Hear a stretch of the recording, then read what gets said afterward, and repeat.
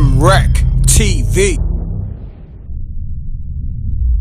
The streets don't love you. Not at all. By now, homie, you shoulda knew that. Word. Ain't no Nino Browns in this town. You a new jack. Darren Dickerson, publicist from Los Angeles, Inglewood raised. Like, for example, man, I can show you pictures of young Keisha and young Diddy. When Diddy came to the city, you feel me? He rolled around. Not just him, not a bunch of different cats. Now, what year you talking about? What did Bad Boy have out at the time when Diddy was moving around LA like that? Man, this is from when Bad Boy first jumped off. Like Craig Mack. I think they met him. I think they might have met Diddy on the Craig Mack album because what it was that Keisha worked at a record store. That's what it was. She worked at a record store in the hood that would do in stores. That's how she started meeting cats.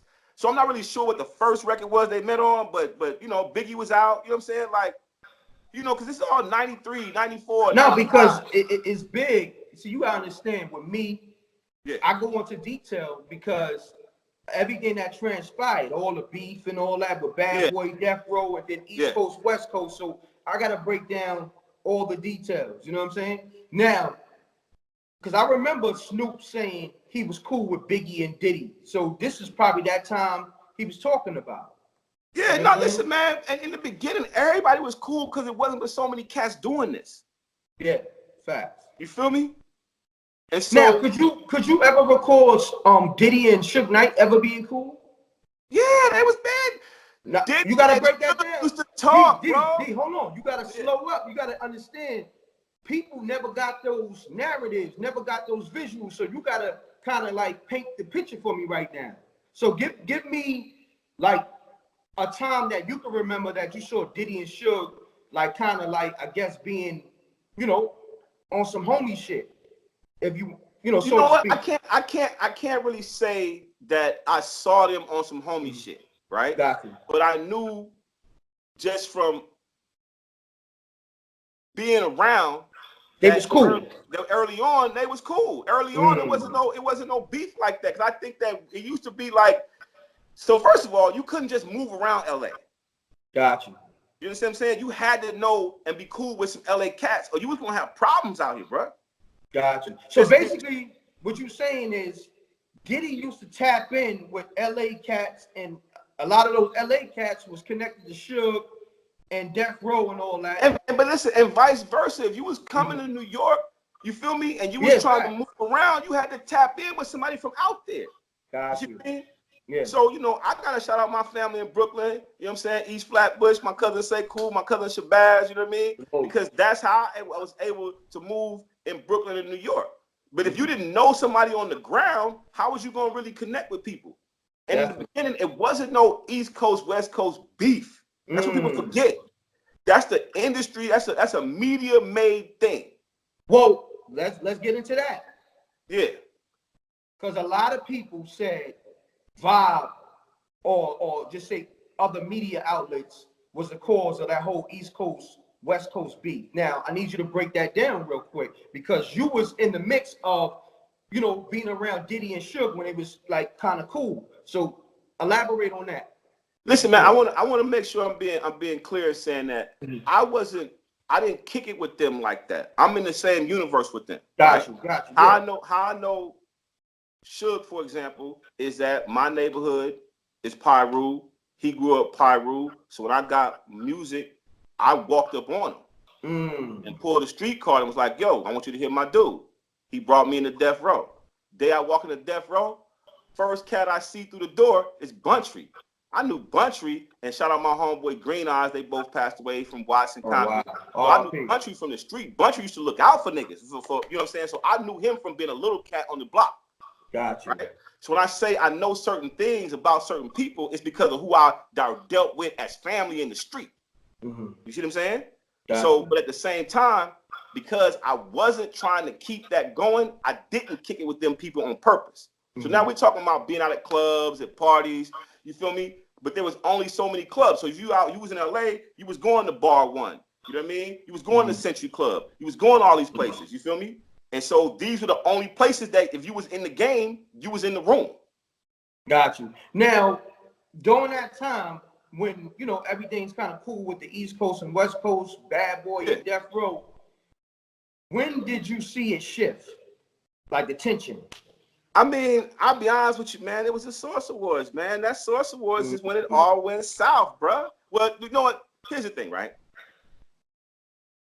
There's a competitive thing, right? It's a competitive nature. Of course. I just spoke on that earlier. Yes, sir. So I think where there's a big difference is LA is way different, right? In that it's back then, LA was on some straight gangster. So we didn't really play a lot of East Coast out here. Feel me? We really didn't have like, we had a couple of hip hop stations, but we didn't have what y'all had in terms of Funk Flex and these different cats. You see what I'm saying? Gotcha. And so you know, our dude out here is Big Boy. You feel me? Yes, sir. But at the time, Big Boy wasn't the morning show dude. Big Boy was in the afternoons. Big Boy was still 400-500 pounds. Yeah, I remember that. You know what I mean? He was still a big boy. Big you know, boy. So we had a different sound going on. So you couldn't really come out here and just get on radio like that. And LA didn't show New York love the way New York was showing LA love. Oh, wow. You see what I mean? You just cracked the code because I didn't know that. Yeah. So now, because I remember when, so they was out there shooting, where everybody know the story. They out there shooting the New York video with the Dog Pound, Snoop and the Dog Pound shooting the video, and some shots rang out, right? Now, man, we now know from everything from dirty cops to hip hop cops, from the feds planting drugs to all. We don't know who running them shots out, bro. We still don't know who did that shooting.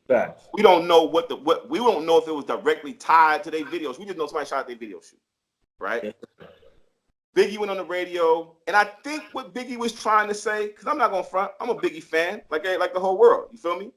I think what he was trying to really say was, New York need to rep New York.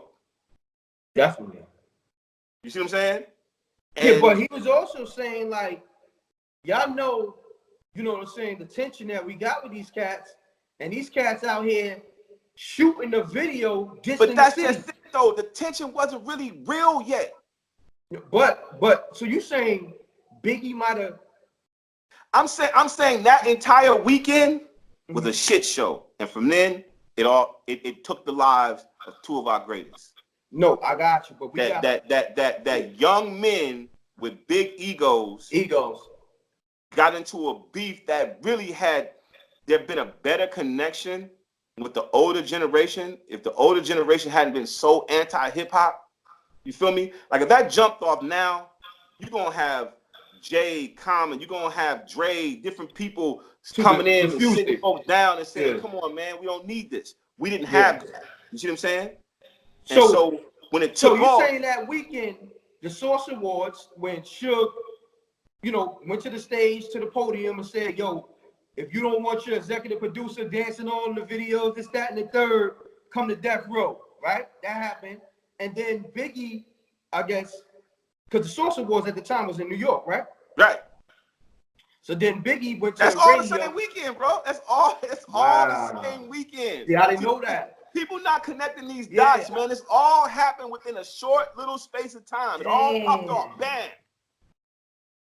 That popped off crazy for it to happen all in one weekend. That's crazy. Listen, man. They was out there for the Source Awards. I still say something happened that Suge took personal with Diddy that I don't think he knew about. That Diddy didn't know about. Yeah, I don't think Diddy was thinking there was no beat. I can genuinely say that Suge is a shit starter, right? And for whatever reason, he either felt like Bad Boy was encroaching on something. I don't know why he went in.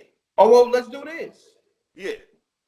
Suge had to jump on Bad Boy, like in terms of Dr. Dre popped off and Snoop popped off, and then Dog Pound was coming. But then when Craig Mack had dropped and Biggie dropped, and then Craig Mack record was so big that Flavor in Your Ear, like every label had to feel that presence. Like, oh shit, yo, Bad Boy, they got a heater. They got a, you know what I'm saying?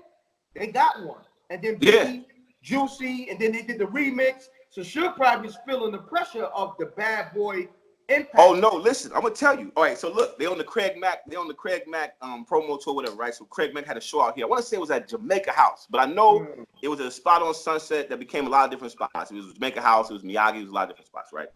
But so niggas was out to see Craig Mack, right? Okay. But before Craig Mack performed, The streets don't love you. Not at all. By now, homie, you shoulda knew that. Word. Ain't no Nino Browns in this town. You a new jack. It's crummy beats, y'all. Peace, world. To promote your music or promote your business by placing an ad on MRecktv, contact MRecktv promo, MRecktv promo at gmail.com. Peace. Oh yeah, subscribe to MRecktv, youtube.com/MRecktv. I'm gone.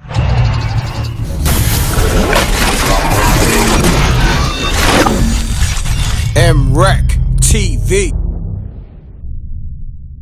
Let's cut him music.